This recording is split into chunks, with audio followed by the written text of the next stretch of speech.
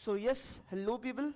First of all ज़्यादा वक्त नहीं लेंगे हम आपका। आई नो एग्जाम्स एकदम सर पे है and you guys are little bit tensed कि पेपर कैसा आएगा एंड ऑल। एकदम काम रहो, पहली बात तो है ना। यू हैव टू स्टे एकदम काम। बाकी कोई भी इधर उधर की बातें नहीं करते हुए अपने दोस्तों से तेरा कितना प्रिपरेशन हुआ, तेरा कितना प्रिपरेशन हुआ, ये इधर उधर की बात तो बिल्कुल कतई ही नहीं करनी है। ये सब कब करना, जब पेपर देके आ जाओगे ना, तब जितनी करनी कर लो। क्यों ऐसा? क्योंकि भाई तुम्हारा एक दिन में पेपर खत्म हो जाता है ना। हाँ, तो तुम्हें अगले दिन का अगले दिन पेपर है, इसका टेंशन नहीं, तो तुम फिर डिस्कस करो जितना डिस्कस करना है। पर अभी से लेके एग्जाम तक तुम किसी से कुछ नहीं पूछोगे रिलेटेड टू तेरा कितना प्रिपरेशन हुआ, ओहो ये भी था क्या, ये सब कुछ नहीं पूछोगे तुम। मार्क माई वर्ड्स, इससे तुम्हारा कॉन्फिडेंस वगैरह लो होने के बहुत बहुत बहुत ज्यादा चांसेस है। ठीक है यारो, है ना? Okay yes. तो मैं मेनली आज बात करने आया हूँ, हार्डली नहीं, तुम्हारे 5 मिनट्स मैक्सिमम लूंगा मैं, उसके ऊपर नहीं। ये वीडियो इसलिए बनाई है ताकि आप जान सको कि लॉ और सब्जेक्ट के रिलेटेड एग्जाम के एक दिन पहले उसे कितना टाइम एलोकेट करना है, क्या क्या क्या पढ़ना चाहिए और कैसे पढ़ना चाहिए। ठीक है? So with this, 1 day before exam tips of law, है ना, law and business communication obviously दोनों, राइट? सो देखो, you have to allot 6 hours of your time. कितने घंटे? 6 घंटे तुम्हें अलॉट करने हैं। 6 घंटे तुम कब अलॉट करोगे भाई? तुम 14th का करो या 15th का करो, तुम्हारे ऊपर है। क्योंकि तुम देखो, तुम्हारे 4 सब्जेक्ट्स है, 4 सब्जेक्ट्स है, चारों सब्जेक्ट को तुम्हें 6 आवर्स पढ़ने पड़ेंगे। तो एक दिन में 6 घंटा 12 घंटा ही पढ़ सकते हो, उसके ऊपर क्या पढ़ोगे भाई, है ना? तो तुम अपने हिसाब से देख लो, 14th या 15th तुमको क्या कंफर्टेबल लगता है ना?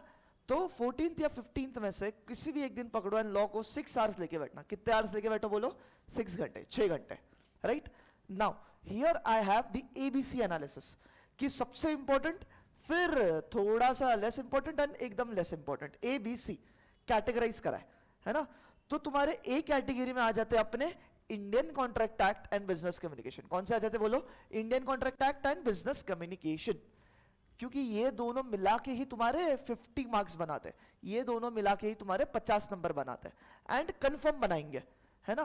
कंफर्म बनाएंगे, क्योंकि बिजनेस कम्युनिकेशन एक अलग पार्ट रहेगा तुम्हारे पेपर में, जो 100% 20 मार्क्स का आएगा ही आएगा, and Indian contract act 30 marks का आएगा ही आएगा।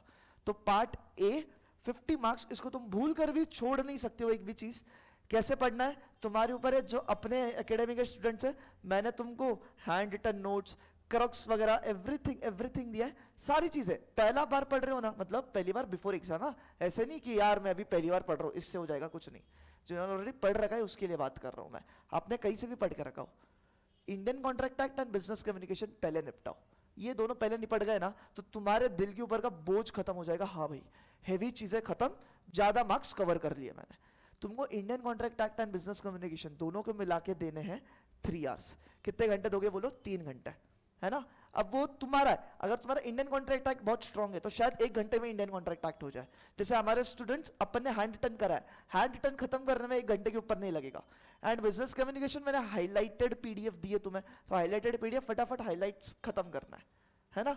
अलोंग विद दिस, अपन ने जब एमसीक्यू सेशन किया था, एमसीक्यू सेशन में मैंने तुम्हें एमसीक्यूज मार्क करवाए थे, जो तुम्हें 1 डे बिफोर एग्जाम देखना है। तो वो तुरंत दोनों के तुरंत देख लेना, है ना? एमसीक्यूज तुरंत दोनों के देख लेना। सारे एमसीक्यूज नहीं करना है अभी।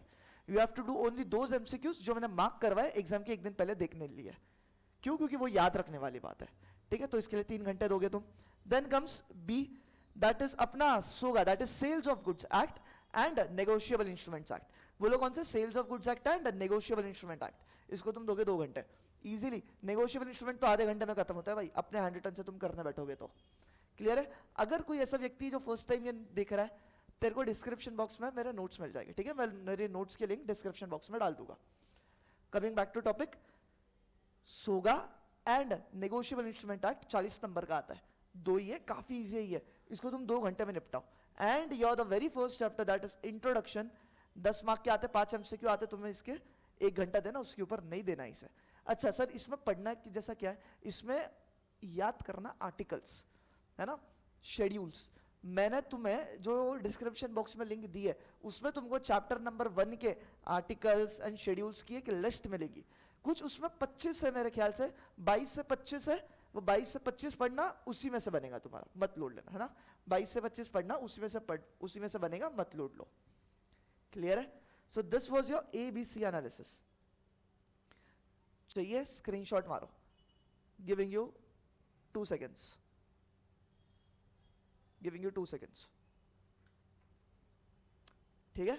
This how you should proceed with law. इससे नीचे मत देना लॉ को. क्यों? क्योंकि this is the most scoring.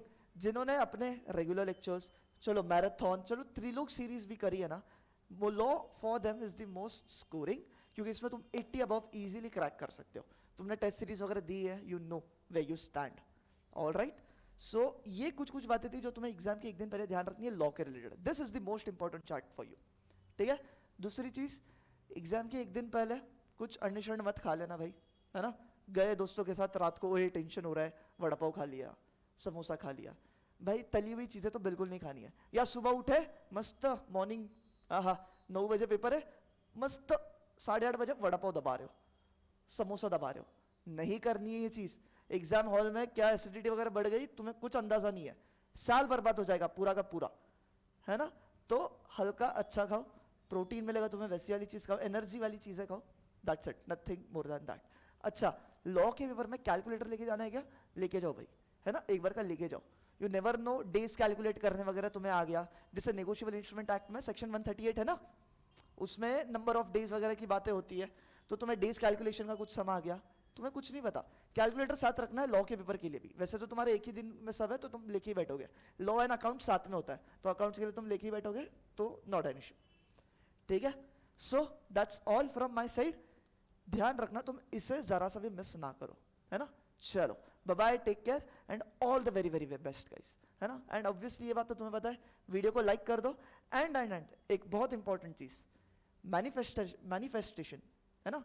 Manifest करो कि भाई यस सर, आपने हमें जितना कराया है, हमें सारी की सारी चीजें याद है. एंड यस, हम एग्जाम में 350 अबव स्कोर तो करेंगे. हाँ, 400 नंबर का पेपर है तुम्हारे, सब मिला के 350 का मैनिफेस्टेशन चाहिए ही, है ना. सब वो कमेंट बॉक्स में लिखेगा, है ना. Whatever you manifest comment box में मुझे चाहिए. राइट. चलो मिलूंगा मैं आपसे जल्द. Till then bye bye, take care, पढ़ते रहो.